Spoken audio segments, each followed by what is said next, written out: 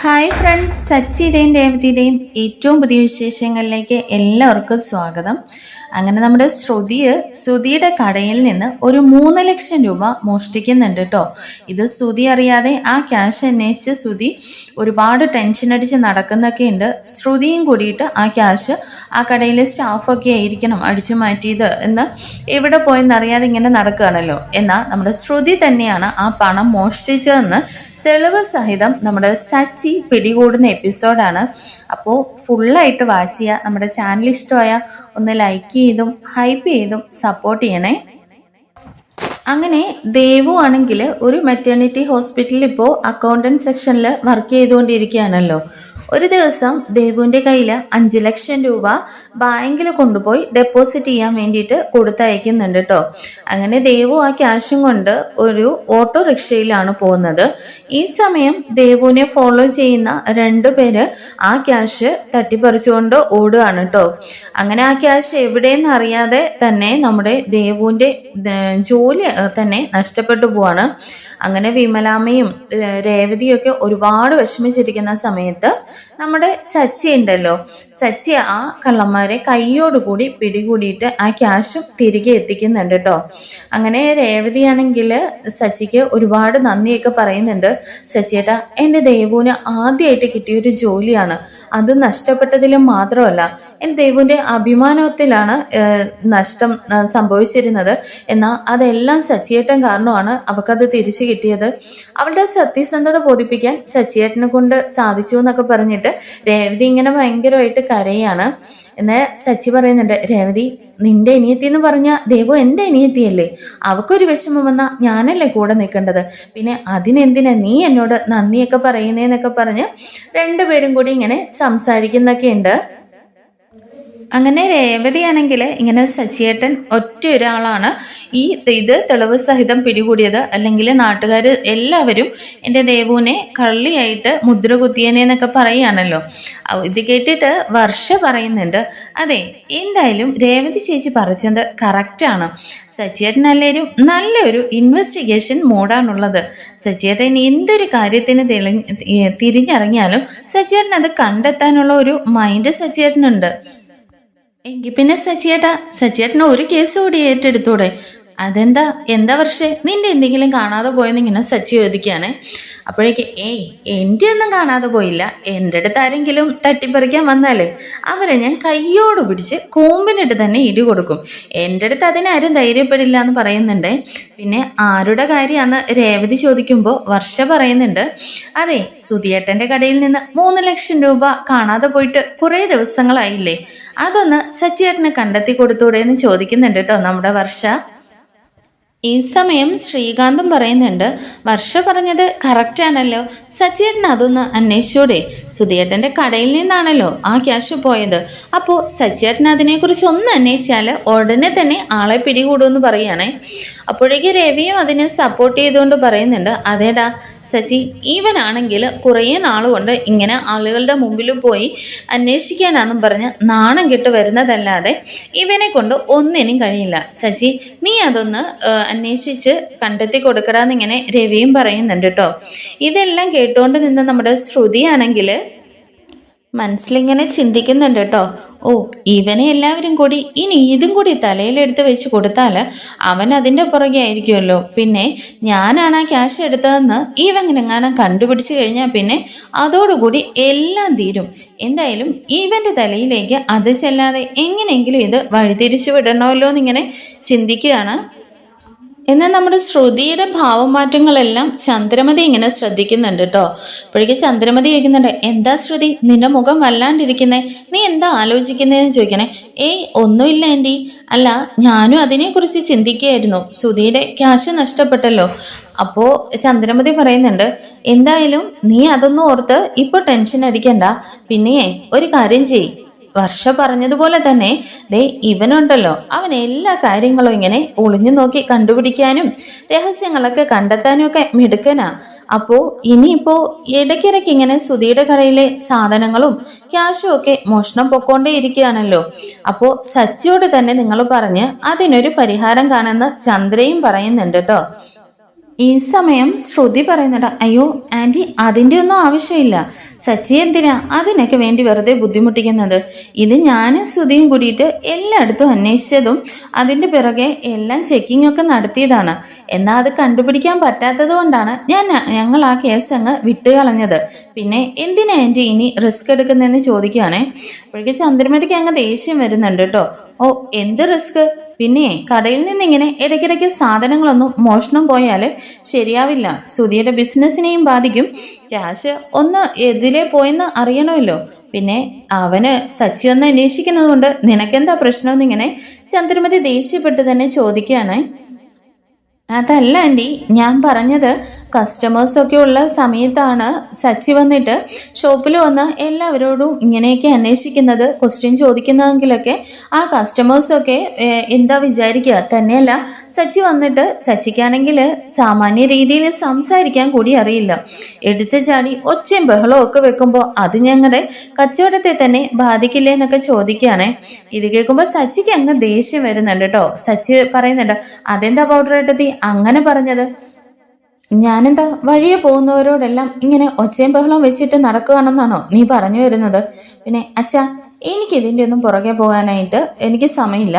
തന്നെയല്ല, ആവശ്യമില്ലാത്ത കാര്യത്തിന് ഞാൻ എന്തിനാ ഇടപെടുന്നതെന്ന് ഇങ്ങനെ സച്ചി പറഞ്ഞിട്ട് അവിടെ നിന്നങ്ങ് ഒഴിവാകാൻ ശ്രമിക്കുകയാണ്. ഈ സമയം വർഷ ചോദിക്കുന്നുണ്ട്, അതെന്താ ശ്രുതി ചേച്ചി നിങ്ങൾ അങ്ങനെ പറയുന്നത്? സുധി ചേട്ടൻ അന്ന് പോലീസ് സ്റ്റേഷനിൽ കംപ്ലൈൻറ്റ് കൊടുക്കാമെന്ന് പറഞ്ഞപ്പോഴും ചേച്ചിയാണ് വേണ്ട, അത് ഷോപ്പിന് ഡീലിങ്സിനെയൊക്കെ ബാധിക്കുമെന്ന് പറഞ്ഞിട്ട് തടഞ്ഞത്. ഇപ്പോൾ സച്ചേട്ടൻ അതൊന്ന് അന്വേഷിക്കാമെന്ന് പറഞ്ഞപ്പോഴും നിങ്ങൾ തന്നെ എന്തിനാ ഇതിനെ തടയുന്നതെന്ന് ചോദിക്കുക കേട്ടോ. ഇത് കേൾക്കുമ്പോൾ ശ്രുതിക്ക് മനസ്സിൽ പെട്ടെന്നൊരു ടെൻഷൻ ആവുന്നുണ്ട്. എല്ലാ കാര്യത്തിനും ഇങ്ങനെ വേണ്ട വേണ്ട എന്ന് പറഞ്ഞാൽ അത് എല്ലാവർക്കും സംശയം എന്നിലേക്ക് വരുമല്ലോ. അങ്ങനെ ശ്രുതി പെട്ടെന്ന് തന്നെ ഇങ്ങനെ മനസ്സിൽ ചിന്തിച്ചുകൊണ്ടിരിക്കുകയാണ്. അങ്ങനെ ശ്രുതി പെട്ടെന്ന് തന്നെ വർഷയോട് പറയുന്നുണ്ട്, അങ്ങനെയൊന്നും അല്ല വർഷ ഞാൻ പറഞ്ഞത്, പിന്നെ വെറുതെ ബുദ്ധിമുട്ടിക്കണ്ടല്ലോ എന്ന് കരുതിയാണെന്നൊക്കെ പറഞ്ഞിട്ട് അവിടെ നിന്ന് ഇങ്ങനെ ഒഴിഞ്ഞു മാറുകയാണ് കേട്ടോ. എന്നാ വർഷ പറയുന്നുണ്ട്, അതെ എങ്കിൽ പിന്നെ ശ്രുതി ചേച്ചി ഒരു കാര്യം ചെയ്യും, സച്ചിയേട്ടനെ തന്നെ ആ കാര്യം ഏൽപ്പിക്കേ. സച്ചിയേട്ടൻ അവിടെ വന്ന് അന്വേഷിച്ചിട്ട് എന്നിട്ടും ക്യാഷ് കിട്ടിയില്ല, ആരാണ് എടുത്തതെന്ന് അറിഞ്ഞില്ലെങ്കിൽ നേരെ പോലീസ് സ്റ്റേഷനിൽ കംപ്ലൈൻറ്റ് കൊടുക്കാം, അതല്ലേ എങ്കിൽ നല്ലതെന്ന് ചോദിക്കുകയാണ്. അപ്പോഴേക്ക് രവിയും പറയുന്നുണ്ട്, അതെ വർഷ പറഞ്ഞത് തന്നെയാണ് കറക്റ്റ്. എന്തായാലും ഈ ഒരു കേസ് ഉണ്ടായി നമ്മൾ മിണ്ടാതിരുന്നാൽ ഒരു പക്ഷേ ആ കടയിലെ സ്റ്റാഫോ വല്ലവരുമാണ് ഈ ക്യാഷൊക്കെ മോഷ്ടിക്കുന്നതെങ്കിൽ അത് അവർക്കൊരു ശീലമാകുകയും ചെയ്യും. അത് പിന്നീട് അവർ പല പ്രാവശ്യം ആവർത്തിക്കുകയും ചെയ്യും. അതുകൊണ്ട് ഇതിങ്ങനെ വിട്ടുകൊടുക്കാൻ പാടില്ല, തുടക്കം തന്നെ അതിന് ഒരു കൺട്രോൾ കൊടുക്കണമെന്ന് ഇങ്ങനെ രവിയും പറയാണ് കേട്ടോ. എന്നാൽ ഇതെല്ലാം ഇങ്ങനെ സംസാരിച്ചുകൊണ്ടിരിക്കുന്ന സമയത്ത് നമ്മുടെ ശ്രുതിയാണെങ്കിൽ പുറത്തു പോയിരിക്കുകയായിരുന്നേ. എല്ലാവരും എൻ്റെ ഷോപ്പിനെ കുറിച്ചാണല്ലോ സംസാരിക്കുന്നതെന്ന് പറഞ്ഞുകൊണ്ടാണ് ഉള്ളിലേക്ക് കയറി വരുന്നത്. അപ്പോഴേക്കും സച്ചി ചോദിക്കുന്നത്, എന്താ നീ പറഞ്ഞേ, നിന്റെ ഷോറൂമോ എന്ന് പറഞ്ഞ് അത് പിന്നെ എൻ്റെ ഷോറൂമല്ലേ എന്നിങ്ങനെ ശ്രുതി ചോദിക്കുന്ന സമയത്ത്, അതെ നീ അച്ഛന് കൊടുക്കാനുള്ള 50 ലക്ഷം രൂപ മുഴുവനായിട്ട് കൊടുത്തു കഴിയുമ്പോഴായിരിക്കും അത് നിന്റെ ഷോറൂം ആവുക, അല്ലാതെ അതുവരയ്ക്കും അത് അച്ഛൻ്റെ ഷോറൂമാണെന്ന് സച്ചി പറയാ. എന്താ വെച്ചാ ഞാൻ പറഞ്ഞത് ശരിയല്ലേ? അതേടാ, സച്ചി പറഞ്ഞത് കറക്റ്റാണ് സുധി, നീ ഇതുവരെ എല്ലാവർക്കും തുല്യമായിട്ടുള്ള അവകാശപ്പെട്ട ആ 50 ലക്ഷം രൂപ കൊടുത്തു തീർന്നാൽ മാത്രമേ അത് നിന്റെ ഷോറൂമെന്ന് നിനക്ക് പറയാൻ കഴിയുള്ളൂ. അതുവരെ അതെല്ലാവരുടെയും ഷോറൂമാണെന്ന് രവിയും പറയുന്നുണ്ട് കേട്ടോ. അങ്ങനെ അതിനുശേഷമായിട്ട് സച്ചിയും രേവതിയും സുധിയും ശ്രുതിയും കൂടി ചേർന്നിട്ട് അവരുടെ ഷോറൂമിലേക്ക് ചെല്ലുകയാണ് കേട്ടോ. അങ്ങനെ അവിടെ ചെന്നിട്ട് എല്ലാവരും സ്റ്റാഫിനെ എല്ലാവരെയും അവിടെയുള്ള എല്ലാ വർക്ക് ചെയ്യുന്നവരെയും വിളിച്ച് ഒരിടത്ത് നിർത്തുന്നുണ്ട്. അതിനുശേഷം സച്ചി പറയുന്നുണ്ട്, നിങ്ങളുടെ എല്ലാവരുടെയും കയ്യിലുള്ള മൊബൈൽ ഫോണ് എൻ്റെ കയ്യിൽ തരാൻ കേട്ടോ. അങ്ങനെ ആ സ്റ്റാഫുകളെല്ലാം നമ്മുടെ സച്ചിയുടെ അടുത്ത് കൊണ്ടുവന്ന് ആ ടേബിളിലേക്ക് ഫോൺ അങ്ങ് കൊണ്ടുവയ്ക്കുന്നുണ്ട്. എന്നാൽ ആ സ്റ്റാഫുകളിൽ ഒരാൾ വന്നിട്ട് സച്ചിയോട് ദേഷ്യപ്പെടുകയാണ് കേട്ടോ ചെയ്യുന്നത്. അല്ല, നിങ്ങൾ എന്താ ഉദ്ദേശിക്കുന്നത്? ഞങ്ങളുടെ എല്ലാവരുടെയും ഫോൺ എന്തിനാ മേടിക്കുന്നതെന്ന് ചോദിക്കുകയാണ്. അപ്പോഴേക്ക് സച്ചി പറയുന്നുണ്ട്, അതെ നിങ്ങൾ എല്ലാവരും ഈ ഷോറൂമിൽ വർക്ക് ചെയ്തുകൊണ്ടിരിക്കുന്ന സ്റ്റാഫുകളാണല്ലോ. ഈ കടയിൽ നിന്ന് കഴിഞ്ഞ ദിവസം ഒരു 3 ലക്ഷം രൂപ മോഷണം പോയിട്ടുണ്ട്. അതിൻ്റെ അന്വേഷണവുമായിട്ട് ബന്ധപ്പെട്ടാണ് എല്ലാവരുടെയും ഫോൺ ചോദിക്കുന്നതെന്നേ. അപ്പോഴേക്ക് അയാൾ ചോദിക്കുന്നുണ്ട്, അതെന്താ ഈ കടയിൽ നിന്ന് പണം മോഷ്ടിച്ചത് ഞങ്ങളാണെന്നാണോ നിങ്ങൾ പറഞ്ഞു വരുന്നത്? ഏയ് അതൊന്നുമല്ല, നിങ്ങൾ ദേഷ്യപ്പെടണ്ട. ഇപ്പോൾ വിചാരണ എന്ന് പറയുന്ന സമയത്ത് ഒരാളായിട്ടൊന്നും ചെയ്യാൻ പറ്റില്ലല്ലോ. അപ്പോൾ എല്ലാവരെയും വിളിച്ചിട്ട് ഞങ്ങൾക്കൊന്ന് അന്വേഷിക്കേണ്ടതായിട്ടുണ്ട്. അതുകൊണ്ടാണ് എല്ലാവരുടെയും ഫോണ് ഒരര മണിക്കൂർ നേരത്തേക്കിന് ഇവിടെ ഒന്ന് വെക്കണം എന്ന് പറയണേ. എന്നായാലും വീണ്ടും പറയുന്നുണ്ട്, എന്താ സാർ നിങ്ങൾ വല്ല പോലീസിൽ നിന്ന് വന്നതാണോ? വലിയ പോലീസുകാരെ പോലെ ക്വസ്റ്റ്യൻ ചെയ്യാൻ അങ്ങനെ പരിചയമില്ലാത്ത ആരുടെയും കയ്യിൽ ഞങ്ങൾ അങ്ങനെ മൊബൈൽ ഫോൺ തരില്ലെന്നൊക്കെ അയാൾ പറയുന്നുണ്ട്. എന്നാൽ അത്രയും സ്റ്റാഫുകൾ ഉള്ളതിൽ അയാൾക്ക് മാത്രം ഇങ്ങനെ ഒരു പ്രശ്നം വന്നതിൽ സച്ചിക്ക് അയാളോടൊരു സംശയമൊക്കെ തോന്നുന്നുണ്ട്. എന്നാൽ സച്ചി പറയുന്നുണ്ട്, അതെ നിങ്ങളുടെ പ്രൈവസി ആയിട്ടുള്ള കാര്യങ്ങളൊന്നും എനിക്കറിയണ്ട. നിങ്ങളുടെ മുമ്പിൽ വെച്ചിട്ട് തന്നെയായിരിക്കും നിങ്ങളുടെ ഓരോരുത്തരുടെയും ഫോൺ ഞാൻ ചെക്ക് ചെയ്യുക. അല്ലാതെ എനിക്ക് കൂടുതലായിട്ടൊന്നും അറിയണ്ടെന്ന് സച്ചി പറയാട്ടോ. അങ്ങനെ ഒരു നിവൃത്തിയില്ലാതെ അയാൾക്കും ആ ഫോൺ കൊടുക്കാതിരിക്കാനായിട്ട് ഒരു മാർഗവും ഇല്ലല്ലോ. അങ്ങനെ അയാളും സച്ചിയുടെ കയ്യിൽ ഫോൺ ഏൽപ്പിക്കുന്നുണ്ട്. അങ്ങനെ എല്ലാവരുടെയും ഓരോരുത്തരെയും വിളിച്ചിട്ട് അവരുടെ മുമ്പിൽ വെച്ചിട്ട് തന്നെ ലോക്ക് അഴിപ്പിച്ചിട്ട് സച്ചി ഇങ്ങനെ വീഡിയോസൊക്കെ ഇങ്ങനെ ഫോട്ടോകളും വീഡിയോസും ആണ് കേട്ടോ ചെക്ക് ചെയ്യുന്നത്. അന്ന് ആ പണം കാണാതെ പോയ ദിവസത്തെ വീഡിയോസ് ആണ് കേട്ടോ സച്ചി ഇങ്ങനെ ചെക്ക് ചെയ്തുകൊണ്ടിരിക്കുന്നത്. എന്നാൽ ആ ഫോൺ കൊടുക്കില്ലെന്ന് പറഞ്ഞ അയാളുണ്ടല്ലോ, അയാളുടെ ഫോണ് ചെക്ക് ചെയ്യുന്ന സമയത്ത് അയാൾക്ക് വല്ലാത്തൊരു പരിഭ്രമമൊക്കെ ഉണ്ട്. അതൊക്കെ കാണുമ്പോൾ സച്ചിക്ക് അയാളോടുള്ള സംശയവും കൂടുന്നുണ്ട് കേട്ടോ. അങ്ങനെ ആ ദിവസത്തെ ഡേറ്റ് വെച്ച് വീഡിയോയും ഫോട്ടോസും ഇങ്ങനെ ചെക്ക് ചെയ്യാൻ ശ്രമിക്കുന്ന സമയത്ത് അന്നത്തെ ഫോട്ടോസും വീഡിയോസും എല്ലാം പ്രത്യേക ഒരു പാസ്വേഡ് വെച്ചിട്ട് ലോക്ക് ചെയ്ത് വെച്ചിരിക്കുകയാണ് കേട്ടോ. അങ്ങനെ സച്ചി പറയുന്നുണ്ട്, അതെ ഇതെന്താ ഇത് മാത്രം ലോക്ക് ചെയ്ത് വെച്ചിരിക്കുന്നത്, ഇതൊന്ന് ഓപ്പൺ ആക്കിയെന്ന് പറയുന്നുണ്ട്. എന്നാൽ അയാൾ പറയുന്നുണ്ട്, പറ്റില്ല സാർ, അതെന്റെ പേഴ്സണൽ ഡീറ്റെയിൽസ് ആണെന്നേ. അതെന്താ ഒരു ഫോട്ടോസും വീഡിയോസും അല്ലേ? എന്തായാലും ഈ ടൈമിൽ നിങ്ങൾ ഈ ഷോറൂമിലാണ് ഉണ്ടായിരിക്കുക, അല്ലാതെ വീട്ടിലൊന്നും അല്ലല്ലോ. അപ്പോൾ ഞങ്ങളെ അത് ഓപ്പൺ ആക്കി കാണിച്ചേ പറ്റുള്ളൂ. മര്യാദയ്ക്ക് തുറക്കട, ഇല്ലെങ്കിൽ ഞാൻ ഇപ്പോൾ നിന്നെയും കൂട്ടിയിട്ട് പോലീസ് സ്റ്റേഷനിലേക്കായിരിക്കും പോവാന്നൊക്കെ ഇങ്ങനെ സച്ചി പറയുന്നുണ്ട് കേട്ടോ. ഇതൊക്കെ കേട്ടിട്ട് പെട്ടെന്ന് തന്നെ അയാളൊന്ന് പേടിക്കിച്ച് പോകുന്നുണ്ട്. അങ്ങനെ അയാൾ ആ പാസ്വേഡ് അയച്ചു കൊടുക്കുന്നുണ്ട്. എന്നാൽ ഇതെല്ലാം കണ്ടുകൊണ്ട് നിൽക്കുന്ന ശ്രുതിക്കാണെങ്കിൽ ദേഷ്യം വരുന്നുണ്ട് കേട്ടോ. ദേ സച്ചി, നിന്റെ പോലീസ് മുറിയിലുള്ള ക്വസ്റ്റ്യൻ ചെയ്യലൊന്നും ഇവിടെ വേണ്ട. ഇത് എൻ്റെ സ്റ്റാഫാണ്. വർഷങ്ങളായിട്ട് ഇവരെൻ്റെ സ്റ്റാഫുകളായിട്ട് വർക്ക് ചെയ്യുന്നവരാണ്. ഇവരെന്തായാലും ആ പണം മോഷ്ടിക്കില്ലെന്ന് എനിക്ക് ഉറപ്പുണ്ട്. എന്തായാലും ഈ മാന്യമായ രീതിയിൽ നീ ക്വസ്റ്റ്യൻ ചോദിക്കുന്നെങ്കിൽ ചോദിച്ചാൽ മതി എന്നൊക്കെ പറഞ്ഞിട്ട് അവരെ സപ്പോർട്ട് ചെയ്യുന്ന രീതിയിൽ ശ്രുതി സംസാരിക്കുന്നുണ്ട് കേട്ടോ. എന്നാൽ സച്ചി പറയുന്നുണ്ട്, എടാ നീ ഒന്നും മിണ്ടാതിരുന്നോ? ഇവൻ മാത്രം ആ അന്നേ ദിവസത്തെ വീഡിയോയും ഫോട്ടോസും പാസ്വേഡ് വെച്ച് സെറ്റ് ചെയ്ത് വെക്കണമെന്നുണ്ടെങ്കിൽ അതിലെന്തെങ്കിലും പ്രശ്നം ഇല്ലാതിരിക്കുമോ? പിന്നെ നിനക്ക് വേണ്ടെങ്കിൽ എനിക്കും വേണ്ട, വാ രേവതി നമുക്ക് പോകാമെന്ന് പറഞ്ഞിട്ട് സച്ചി പോകാനായിട്ട് ഇറങ്ങുകയാണേ.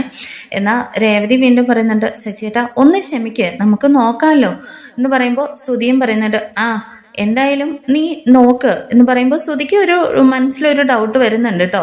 അത് മാത്രം ലോക്ക് ചെയ്ത് വെച്ചിരിക്കുന്നു. അപ്പോഴേക്ക് ശ്രുതിക്കാണെങ്കിൽ മനസ്സിൽ ഭയങ്കര ടെൻഷൻ ആവുന്നുണ്ട്. കാരണം ഇനിയിപ്പോൾ ഇവൻ എന്തിനാ ഇങ്ങനെ കിടന്ന് പരുമുന്നത്, ഇവൻ ഇനി എന്താണോ ഫോണിൽ ചെയ്ത് വെച്ചിരിക്കുന്നതെന്ന് ആർക്കറിയാമെന്നൊക്കെ ഓർത്തിട്ട് ശ്രുതിയും ആകെ ഇങ്ങനെ പരിഭ്രമിച്ച് നിൽക്കുകയാണേ. അങ്ങനെ ശ്രുതിയും പറഞ്ഞിട്ട് അങ്ങനെ ലോക്ക് അഴിപ്പിച്ച് അവർ ഓരോ വീഡിയോസ് ആയിട്ട് ചെക്ക് ചെയ്യുകയാണ് കേട്ടോ. അങ്ങനെ ഒരു വീഡിയോ നോക്കുമ്പോഴേക്കും നമ്മുടെ സച്ചി അങ്ങ് ഞെട്ടിപ്പോവാണ്. കാരണം നമ്മുടെ ശ്രുതി ഉണ്ടല്ലോ പാസ്വേഡൊക്കെ അഴിച്ച് ലോക്കർ തുറന്നിട്ട് 3 ലക്ഷം രൂപ ആ ക്യാഷ് എടുക്കുന്നതും സേഫായിട്ട് വീണ്ടും ലോക്കർ പൂട്ടി വെക്കുന്നതും ഒക്കെ ഉള്ള ഒരു വീഡിയോ ഉണ്ടല്ലോ. ആ വീഡിയോ അവന്മാറി നിന്നിട്ട് ഫോണിൽ ഷൂട്ട് ചെയ്ത് അങ്ങനെ സൂക്ഷിച്ചിരുന്നതാണ് കേട്ടോ.